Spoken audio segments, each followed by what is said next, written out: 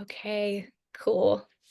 Well, I've said it a million times and I'll say it again. Thank you so much for being here, Ricky. I'm so grateful to just know you and be in your presence just on social media. Of But course, I always enjoy meeting people outside of social media. yes, we're real people. Um, Yes. so my first question is you answered a call that I put out on social media, and I really would love to just hear your take on that. Like, what made you want to reach out to begin with?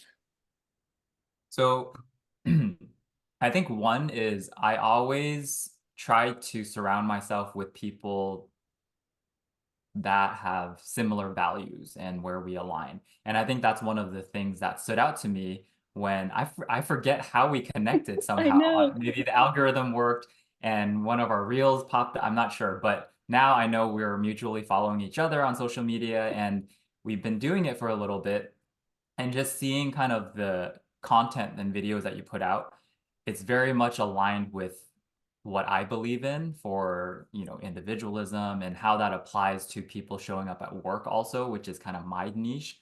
And so when I saw that you were seeking out, these 1 hour conversations, I really wanted to meet you and chat more with you, especially because I think I remember now how we connected. It was there was a post that I had made or something around the LGBTQ plus community, Yes. and I remember seeing upfront in your profile that you were an ally, right? You may not, I'm not sure, but you may not be part Yes. of the community itself as identifying as queer, Mm, but I saw that you were very very upfront about being an ally. I think your tagline was inclusive on all fronts, yeah, right?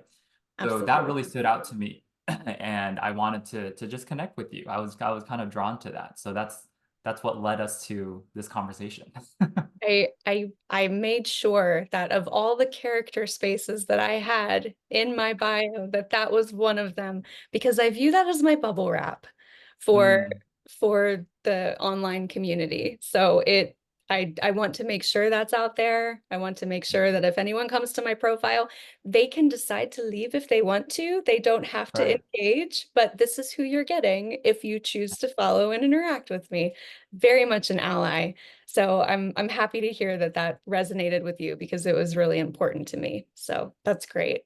Well, same with you, really, truly, just what I've seen. I love what you said about individualism. And I would love to hear from a corporate coach, from someone who has been in businesses and this is their kind of, brand. Mhm. How does individualism incorporate into corporate coaching? How do you see that connect? I think I built my entire career in the corporate space for Fortune 100 companies, and it can very easily drain you of your uniqueness as an individual. And I think that's what I see a lot of in clients that I work with, potential clients that I work with, people that just come to me in social media or wherever it might be. It's that sense of feeling like a number or feeling like a robot. It's very, very common. And so a lot of what my coaching is focused on is around drawing that uniqueness back out of people. And I say back out from people because it's not like it just disappeared, right? As kids, as when we're very young, we have this sense of curiosity that is just inherent in all of us. And we explore and we learn and we ask questions. We ask why, right? But as we become adults, especially as you start being molded in the corporate world and you kind of, have to act professionally and dress professionally and look professional, all of those kind of inherent, curiosity and qualities in us start to fizzle away because we start being molded to become someone or something that we think we need to be. Mm, Even the definition of like what a leader is. So I focus my coaching on leadership and communication. And leadership isn't just around if you're a people manager, for example. That's what a lot of people equate it to. But leadership really is focused on self-leadership first and foremost. Because if you can't lead yourself and if you can't feel confident in yourself, then you can't lead other people, right? You're not going to be effective. So when I say individualism and kind of that aspect of it, it's so important because if you're not able to be yourself and feel authentic, you're only going to go so far in the corporate world, because people will see right through that, right? People don't want to be part of teams, and people don't want to follow leaders who are fake and who may say one thing and act another way. And you see that so often in the corporate world, and that's what I kind of try to break down, because I've seen so many of those types of leaders. I'm using air quotes here, that it's that kind of behavior is very limiting, and it just kind of really stifles teams and companies and limits growth. Yeah. So what does leadership mean to you as a coach? Leadership for me as a coach is the ability to have resilience when there's change that happens, the ability to be innovative when needed. So being able to see things from a different perspective, or to come up with different ideas maybe that haven't been done in the past. Mhm. Being a leader also means self-awareness, right? You have to be aware of how you're being perceived by other people and how you are being experienced by other people. And also it comes down to empathy. You, as a leader, you have to have empathy, and that comes hand in hand with compassion as well. So Mhm. being empathetic, being compassionate is a quality that I always make sure that people that I coach, especially if they're people leaders, that they have that sense of empathy, because that's where our humanness comes up, and that's where it shows up, and that's where people care, right? Yeah. At the end of the day, it's like the work is the work, Mhm. and it's the human connection that matters most to me, at least. Yeah. That was how I started with coaching, to be honest with you. I Yeah. just answered an ad of someone who was going through a coaching program because I needed to be coached at the time. And she did it because she was a people leader in a very corporate environment. And Mm, I don't know if your coaching integrates any other type of personality tests into it, and I don't know if you're familiar with the Enneagram. Are you familiar with that? yes. So she was an 8, and Okay. 8s can be very blunt, very, direct.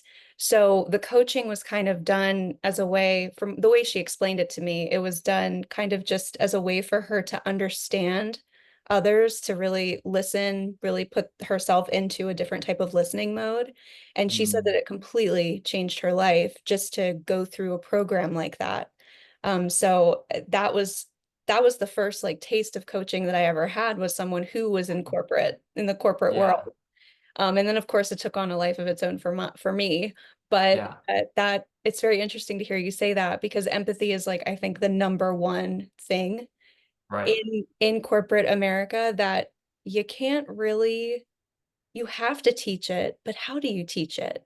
hmm So how hmm do you teach that? Well, the client has to be open to it, right? So I do have I've had to turn people down when they come to me and they say, I want to be a better leader, right? Or I want this because I'm experiencing where my team members are not happy, or maybe on their team people keep leaving and they're trying to stop the bleeding. They're trying to figure out like, what is it? And to me, it seems very obvious, like you're the common denominator, right? You're the single leader, and if this kind of pattern keeps coming up, that says something about you as a leader. And I've had a situation where in the past, I go through a 30-minute consultation always before even signing up any package with any new client. And this person definitely within the span of 30 minutes showed signs of um, lack of self-awareness, Mhm. and also not being open to feedback, and not being open to immerse themselves in coaching. Because as a coach, you know this very well, that if the client isn't committed to it, coaching it's not going to work, right? You have to have mutual commitment, because a coach can ask you questions, can challenge you, but if you don't do the hard work after the coaching session, you're Mhm. not going to magically, solve all of your problems. So it's always that reminder that I have for people. There's no magic solution for anybody, right? It's not Mhm. like an hour coaching session can cure everything. It's what you get out of those coaching sessions and conversations, and then the self-reflection afterwards, Mhm. that's actually what drives change and drives forward momentum, right? It's Mhm. not that the coach is doing it for you. We never do anything for you. We never make any decisions for you, but we ask those questions and we shine the flashlight on areas where maybe you're not wanting to see or you're just not able to see. Sometimes they're right in front of you. Yeah. That's what's important. So I have had to turn down people like that particular individual I'm thinking about where I said, you know, this doesn't seem like a good fit because what you might be looking more for is a consultant, not a coach. Mhm. And so that conversation kind of ended there. But I left my door open and I said, if at any point you do find that you have time and you do want to commit to a coaching program, then please, feel free to reach out again and we can talk more in depth about it. But at that time, it was very clear within that 30 minutes that that person was looking for more of a, okay, tell me what to do and what the solution is. And they weren't willing to really listen to the work that they needed to do themselves as a leader. Yeah. I always love that silence that comes with reflection sometimes in coaching Mhm. sessions. It's a silence unlike any other that I've ever experienced because if you have someone who is truly invested, you have this like very quiet, calm type of just connecting with themselves and you can kind of Mhm. see it and Yeah. you know to look for it and that's honestly one of my favorite parts of seeing someone doing that. So if you don't have someone who's doing that or willing to do that, yeah, you're right. It can't be a client. Yeah. It's just not going to work. So this is a really good segue into a question that I did have for you. Because you said, what people need to be willing to do. But as Mhm. a whole, what do you wish society knew about coaching? Hmm. There's a lot, but as a whole, I think two things. Okay. One is what I just mentioned, which is that if you're looking for a quick solution or a magic kind of formula, coaching isn't it. I can tell you that right now because coaching takes time and it takes a lot of practice and commitment, which is why when people reach out to me, and I'm sure you get this sometimes too, where they say, "Oh, do you do ad hoc like 30-minute or 45 Right. minute coaching sessions Yeah. and stuff?" You can do that, and I've seen people be successful in that if they're trying to target one specific situation, maybe to say, okay, I have an upcoming interview I need to prep for. I do that as part of my packages, sure. But as a whole, if you're really, really trying to feel, think, and do something differently, which is what coaching is all about, you can't possibly get that from one session. So I think one of the common misconceptions that I would love society and people to know about coaching is that it takes a lot of time and effort. It's hard work. It's hard work not on the coach's end, actually. It's hard work on the individual's end. And I think that's what surprises a lot of people sometimes when they kind of start coaching and they realize, wait, you mean you're not going to tell me what to do? You're not going to list out all my options for me so I can choose like it's ordering off of Right. a menu? No, that's absolutely not what coaching is. That's more consulting, where they put together a fancy slide deck and say, here are the 5 options that you can choose from. And that doesn't drive long-term transformational change. Coaching does that, but it comes only after the hard work is done and there's commitment between the two parties. So that's one of the biggest things that I would say I would love for more people to understand. Um, and by the way, I don't want it to come across as though I feel like coaching is above consultants and whatnot, because Oh, they're yeah. completely different. They serve different purposes. Hmm. Same with therapy. While there may be some overlap in terms of the skills that are needed from consultants, coaches, and therapists, you have to be an empathetic listener. You have to be able to draw information out from people without them even knowing sometimes. You have to read between the lines. Like all of those skills are necessary for successful consultants, coaches, and therapists, but they all serve different purposes. And for coaching, it is much more focused on the forward looking perspective and kind of that motion towards growth and change. So that's one thing. And then the second thing I think is just remembering that coaches are just people also. So even within the span of an hour session, you're sitting in there and you're talking to them. Sometimes coaches have their bad days as well, right?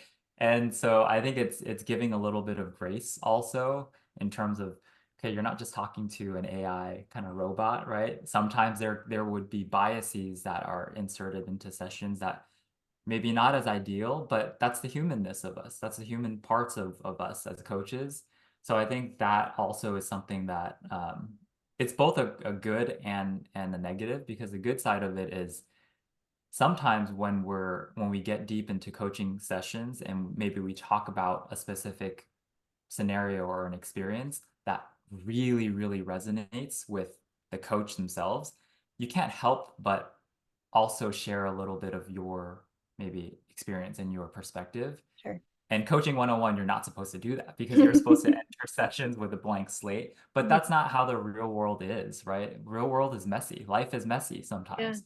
And so that's another thing that I think um, maybe this is more a message for coaches. It's that coming out of these programs and focused on kind of the coach, formula of Yeah. how a coaching session looks like, be a little less rigid in that, Yeah. because that's what people want. That's what people look for, right? It's not following the step-by-step kind of structure, because Mhm. things don't always work out that way. Things actually rarely work out that Yeah. way. So I think that that's actually something that um, I think more people should be aware of and should be more flexible with. Hmm. Yeah. I remember when I came out of my program, I had to like sit in the box, and this was the box, and it just did not allow me to be fluid until one Yeah. of my mentors was like, you have to bring the Brie into the coaching session. Yeah. It's you, and you're not allowing for it because you're, referencing your program and your training. And there have been a couple of times, not a lot, but there have been a couple of times where, and I would never submit this recording to the ICF for review, but it was like, I'm going to take my coaching hat off for a second because I just want to talk to you like person to person for a second. Not providing any advice or anything like that, but just an observation about them and what they've said, and just kind of really making sure that they knew that there was a person. You're asking all of these questions all of the time, Mhm. and it kind of creates such a large space Yes. in yourself that sometimes you forget that you are just a human. Like you collect a Mhm. lot of energy in a session. And obviously therapists and anyone are very, in the mental health field specifically, are very aware of that feeling. Yeah. Um, but it does, you have to kind of bring the humanness to the session. My favorite saying lately has been, you're a human having a human experience. Like Uh-huh. nobody's done this before. Like we're all just kind of figuring it out as we go. And I Yes. think that that's such a big part of my coaching, is remembering to give yourself grace, because I do see a lot of coaches, I'm going to air Mhm. quote that. You and I Yeah. know what I'm talking about. That Yes. really play off of not being enough, and Mm. and and trying to, and I think they have good intention, and everyone is motivated differently. So you have to give them the space to be that way. But I kind of like to approach coaching like, you are always enough. You always Mm. have been enough. But let's see where we can go, Yeah. because I don't want anyone to ever, because I really get in the habit of sometimes thinking about my best self. I'm working towards my best self, and I have to kind of check myself sometimes and be like, Bree, when you get to the mountaintop, there's another mountain. Right. Climb is the whole thing, you know? Miley Cyrus moment, it's the climb. Um, so I really love that song because it really does kind of go with sometimes, but we all get in that habit because I'm Mhm. a human and I forget sometimes. So That's so I true. love that. I love that you said that. It's so Yeah. important. I Um, think that's also something that um, I would want people to recognize, because those coaches air quotes, I know exactly who you're talking about. Those coaches feed off of, they're actually very, very successful in terms of making Oh, money yes. because they work off of people's deficits. They work off of people feeling like they're missing something Yes. in themselves. And Yeah. so they seek out these coaches to tell them like, you know, in I would say these coaches disguised as motivators where they say like you need this and you don't have this, and it Right. actually makes people feel worse sometimes coming Yeah. out of coaching sessions so that they want more, and it creates this dependency with the individual and the Mhm. coach. My style of coaching is I want my clients to get to a point where after our package or packages when they renew, I want them to get to a point where they can self-coach so that they don't need, to seek out coaching with Ricky to say, what should I do? Then, they'll start to incorporate some of the learnings and reflections through our sessions is to start asking themselves those challenging questions in those situations in the future so that they don't need an external third party to tell them, okay, what about this? Did you think about this? Did you consider this? That's what I meant when I said coaching is hard work because you need to start practicing that for yourself. And we all have that ability. We Yeah. just forget it sometimes because we're so biased in our own minds. But I have a passion in identifying those quote unquote coaches because I feel very bad for people that are paying literally thousands and thousands of dollars Right. to no end because they're trying to solve for this deficit that they feel, and that coach is actually reinforcing that, oh yeah, you have this deficit and you need to Right. keep paying money until you get there, but that there is never going to happen in Yeah. that kind of relationship. Because that's life. Yeah. What it is. Yeah. Um, oh, I love that. I love that, Ricky. See, I knew we were supposed to talk to one another. I knew we were supposed to connect because we are very much aligned in the way that I think we approach Yes. coaching, and I love that. Um, but self-coaching, that's interesting. And I've not really heard anybody talk about that piece of the puzzle, but you're right. It is important. So if you were to give someone just a quick Cliff's Notes version of what self-coaching looks like and what you need to self-coach, Mhm. what would you say to them?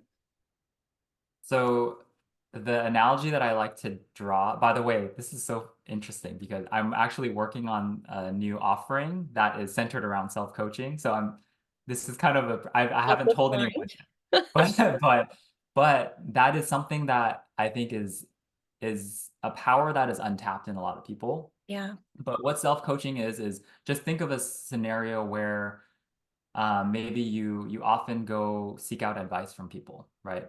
A very common one that comes up is I am I'm interviewing for a job, let's just say, and you're having trouble doing that. So naturally, as humans, what we do is we start going out and asking people for their opinions. So Hmm. you go and seek out, maybe you call your brother or your sister or your cousin or your mom or your dad or your spouse, whoever it is, and you start saying, "Hey, I'm experiencing this situation. What do you think?"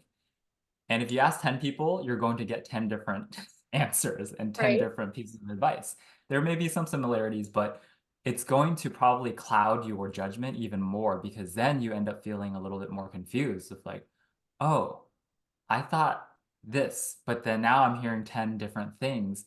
So what self-coaching is to me is the ability to not have to seek external validation and acknowledgement and being able to do that to yourself. And Right. that comes in the form of questions. So I love incorporating our coaching training, which many, many hundreds of hours of training, right? Um, to instill that skill and ability in other people in the form of a question. It's literally as simple as that. So sometimes we always ask ourselves questions in our minds. Most of it actually is negative. So let's say if Right. you're very hard on yourself, Yeah. right? And you made a mistake at work. The question that you'll ask yourself is, are you serious? Like, "Ugh, how did I make that mistake? Yeah. Like, how did you even let that happen?" Right? But if you start asking yourself those questions in a different way, for example, in this situation of, oh, I'm trying to navigate through this interview process and I'm not able to succeed for some reason. What is the reason? And you go ask people, ask yourself, like, what am I experiencing or what have I experienced that might be a pattern that I'm Mhm. seeing? Is there something there that is right in front of me and that I'm not aware of?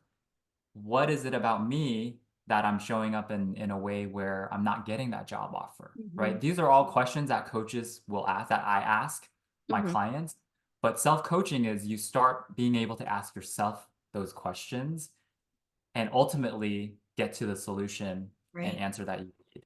Because as a coach, I know you know this, that the answer isn't from the coach. The answer is always within the individual. Mhm. We just draw that out of you. So self-coaching is the practice that you are able to be more objective with yourself and draw the answer out. So it's almost like talking to yourself in a way. But I think it's in the form of question that makes it very powerful. Yeah.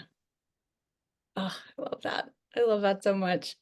I always refer to that as the quiet voice Yeah. whenever I'm in therapy, because I mean, like the voice is there. Sometimes it's Yes. louder and sometimes it's quieter, but I always point back here. Like I always go, there's a quiet voice back here that is very practical and Uh-huh. very calm and very like, it's fine. It's fine. But the one up here sometimes is like, Yeah. it's aggressive. I love that. That's amazing. Gosh, I feel like I'm trying to see where to go from here.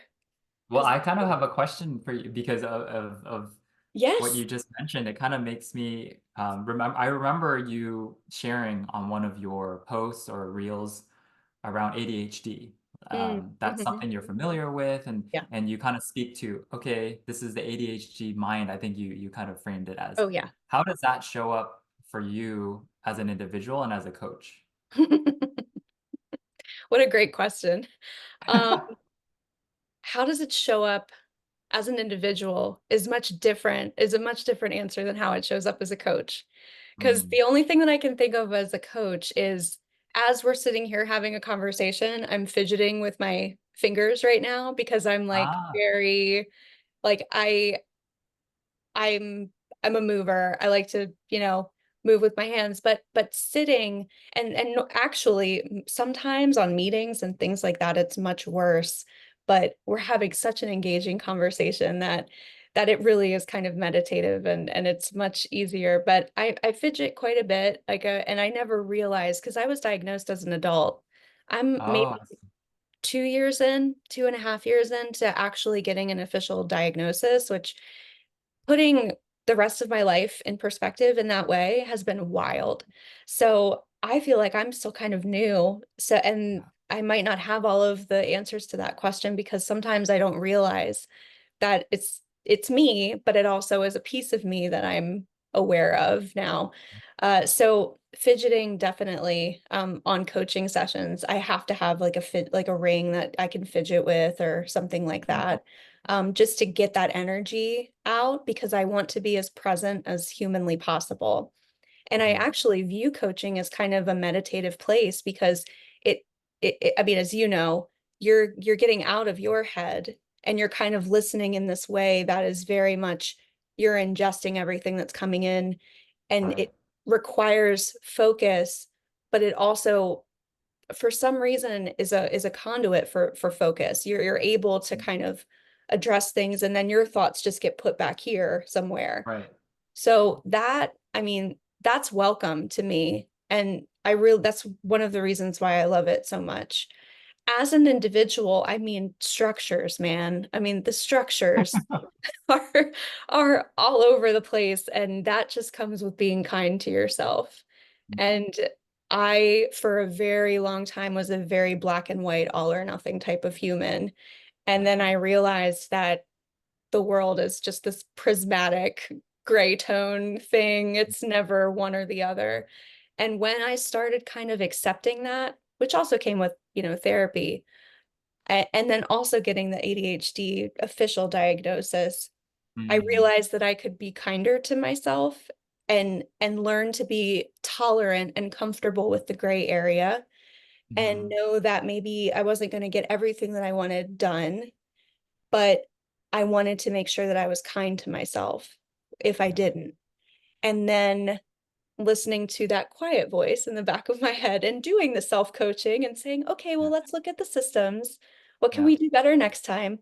and just being incredibly observant about the world around me and what I was noticing about myself. It just allowed me to kind of live in my body a little bit more and learn Mm, more about what that looks like and what do you look for and what is the feeling that you feel when you're observing something that could be helpful for you. I just kind of learned to look for cues in my mhm. brain because for a long time I didn't know what they were. But Yeah. now it's better and it really helps that I'm surrounded by coaching content all the time because I feel like most of the time I'm self-coaching and my therapist does specialize in ADHD, which is nice. So Nice. we get to look at things through that lens too, which is helpful. So I don't know if Wow, that answered your question, but yeah, that's really powerful. I think that that really resonates with me, especially the part about the structure and kind of the black and white thinking.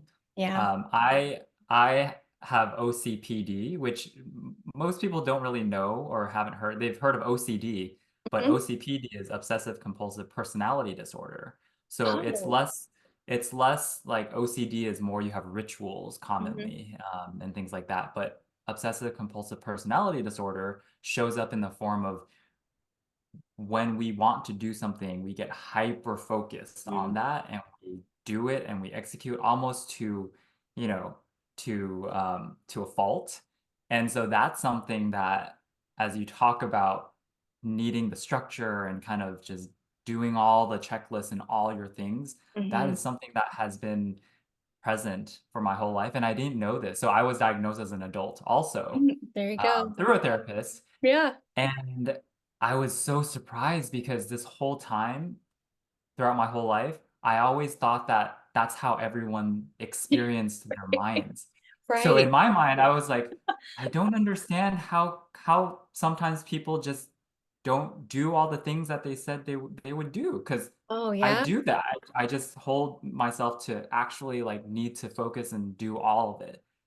But and even just how you approach problem solving. I always thought that's just how people methodically would approach a situation. Yeah. But what I found afterwards was, oh, this is so different from what I thought everybody Yeah. had, in their minds also. And it was kind of a mind-blowing experience. And I'm still even grappling with that sometimes where when I talk to my husband or other people about the same situation, but their way of thinking about it and approaching it is so different from how I approach it. And so it's just fascinating to me. By the way, I have a psychology background, which is why I get so interested Yeah. um, in this kind of conversation because our human minds are wild. Right. Amazing. I was actually just chatting with a friend earlier, my very dear friend. We were talking about how we still don't even know a lot about the human brain. And there's still so much that's left to be explored. And then you think that the brain is really just your two fists together and this represents our trauma. It represents all of our ideas. The fact that we're talking, I'm in Maryland and you're in California together and able to have this conversation, it's truly mind-blowing because I think that that's something else I love about, and thank you for sharing that with me, by the way, and being vulnerable in that way. I think that when we learn those types of things later on in life, it really just becomes kind of this like this is who I am. And Mhm. I really appreciate people who are vulnerable in that way and really lead with a individual like this is who I am type of mentality. And it makes sense to me because you coach in that way too. So thank you. Um, but I think it's amazing because it really starts with curiosity, doesn't it? Like all of this just starts with being curious. And it's such a simple concept, but I feel like people don't realize as they're walking around every day that it curiosity is like the key to your success. Because the Mhm. more curious you are about yourself and your motivations and what's going on up here in this little brain, it you're that's where the insight can come from. But I Yeah. don't think that we're really challenging people or really encouraging people to be curious. Yeah. It's such a there's such a and I'm not sure. I wouldn't say that it's not encouraged, but I think we're distracted. Mhm. That's a And and that's not even a good word. I'm not really sure what I'm looking for, but it's one of the reasons why I love coaching. Yeah, I agree. All right. Well, okay, here we go. We've got 15 minutes, and where do I want to go from here? This might be a weird one for you because you are a coach, and this was really truly meant for someone who didn't have coaching. Mhm. But I think I do want to ask you this. So when it comes to coaching, your coaching, not just society at large, Mhm. what resources do you wish that you had? Mm. So my entire coaching business is built upon what I wish my earlier self had. And so it's so ironic, I think, that you asked that question. And I think that's actually how a lot of coaches maybe start. And if I think back on it, I started a podcast during the pandemic. It was called Gay Narratives, and it was a form of, self-expression, but it was creating this community that I found myself missing Yeah. earlier on before I came out and before I was comfortable with my individuality and who I was. Mhm. So I kind of took that if I think of my coaching business now, that's exactly what I've created. It's this community and coach that has experience and expertise in the areas that I needed help on earlier on in my career. And I was told that coaching isn't for coaching is for executives. Right. Coaching is for this. And I was never that because I Mhm. was just an individual contributor. I was just starting my career. And so not having that space, I think, was something that was very limiting for me. And talking about my OCPD, I really think because that is such an inherent part of my personality, I was able to succeed and I was able to navigate through all those different challenges in the Same. corporate world without a coach. But if I had a coach, I would have gotten there so much faster probably and gotten to an executive position even sooner and had more influence earlier on. But that's really what I built my coaching business around. It's serving the people who I call it people who know what it feels like to be the only one in the room.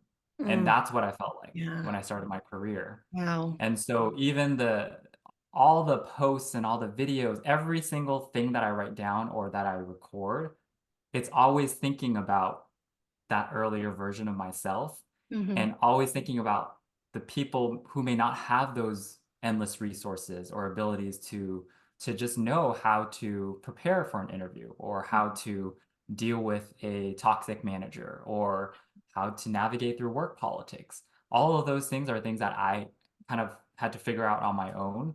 But I think with a coach, it's so much more impactful and easier. So that's what I envisioned for my business. And naturally, that's what people kind of are gravitated to. So they kind of, people that reach out to me are primarily people of color, minorities, and just people who I think see my videos and something speaks to them. Something Yeah. is like, oh, Ricky actually knows what it feels like Yeah. because I do. I've been there and Yeah. I was there. So that I think Oh, that's something that's very important to me, even as I choose who I engage with outside of client and coach relationship, but even people who I partner with, for example, mhm. and people who I do these conversations with. Mhm. I'm very, very mindful of making sure that the other person also understands my mission and my Yeah. vision. I love that. And I will say it's such a testament to who you are because it works. Like there is a human behind your brand and it is Mm. Ricky. And that is loud. And I think that's why people gravitate to you so much. When I saw the following that you had when I looked at your profile, I was amazed, but I was not Mm. surprised. I thought it was I was so because you're just so open and you are so willing to connect and network and create that I almost for a second I like kind of had imposter syndrome and I was like, Ricky wants to talk to me? What? Like that's insane. But it just is who you are. I can feel the human behind the brand and gosh, that's so needed in corporate America right now. So you are the best person to go into these offices and tell people like, no, be yourself. Like we need you. We need you to be your individual self, not a little robot walking around. So that's amazing. I Have appreciate that so much. Thank you. I appreciate you. And I'm just could talk to you for hours. I'm looking at the time and I'm like, oh my gosh, I feel like we're just getting started. But I do have one more question for you. Sure. And I'm giving this one to everyone. Uh, Uh, what does your best self look like? mm, my best self looks like a balance of getting things done and also feeling happy. And I know that's so vague, but let me kind of give a little bit more behind that. Getting things done in the sense of when I'm able to help people. For example, last week I had two clients that a lot of people are interviewing right now, interviewing for jobs. Two clients that messaged me after our sessions and they got job offers and said, "Oh my gosh, I got the job offer. Now what do we do? Now let's talk about negotiating salary," right? So that's what I mean by getting things done. It's Mhm. it's both for myself and also for other people and seeing progress. I think that's a better way of putting it. Seeing progress and growth is something that makes me so excited and so happy. And that brings out the best version of myself because Mhm. then I feel like the time is well spent Yeah. and that the conversations actually led somewhere. So that's very important to me. That's one part of it. And then the other part of it also is happiness. So I get happiness off of helping people and seeing the results. At the same time, I'm also the happiest when I'm able to practice yoga, when I'm able to have time going on my walks, Mhm. when I'm able to sit down and have a meal and Mhm. not have to be thinking about all the 10 things that I have to do. So all those moments that I think a lot of people just call self-care, right? All those little moments that bring me happiness is also what then reinforces the best version of me. And Yeah. that allows me then to show up in the best version of myself as a coach, as a leader, as a husband, as a brother, as an uncle. So it kind of like self reinforces each other, but it's those two things. It's the feeling of accomplishing and driving forward and growing, both for myself and people that I engage with. And then also this happiness. Happiness is so important to me. Yeah. And yeah, those two things are basically what allows me to be the best version of myself. A lot of the things that you referenced when you were talking about happiness deal with being fully present in the moment. Would I be correct in saying that like being fully present is what leads to your happiness? Yeah, absolutely. And it's a huge challenge for me personally because I'm constantly forward thinking, Right. thinking about what's next? How do we move towards that, right? And so that is a reminder that I also have to remind myself of is sometimes it's okay to not be working towards something. Sometimes it's Yeah. okay to just be here and just be. Yeah. I love that. That's amazing. Ooh, Ricky, this has been so nice. I'm gonna stop recording now so we Okay. can just like talk. Yeah, that sounds good. I mean we've been talking, but you know what I mean.